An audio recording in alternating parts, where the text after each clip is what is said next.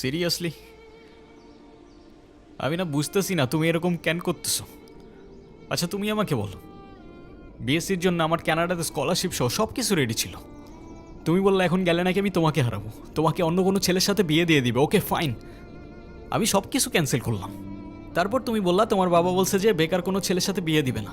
আমি সব কিছু ছেড়ে আমার বাবার বিজনেসে বসা শুরু করলাম, যেটাই আমার এতটুকু ইন্টারেস্ট ছিল না। আমি আমার সব ইচ্ছা ছেড়ে তোমার জন্য পারফেক্ট হওয়ার চেষ্টা করলাম। তারপরও কিসের কমতি থেকে গেল যে তুমি আজকে এঙ্গেজমেন্ট রিংটা ফেরত দিয়ে দিচ্ছ? আরে আমাকে কারণটা তো বলো অ্যাটলিস্ট।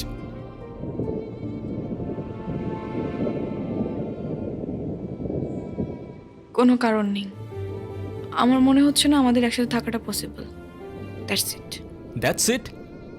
সিরিয়াসলি তোমার মনে হচ্ছে না আমাদের একসাথে থাকাটা আর পসিবল? What about me?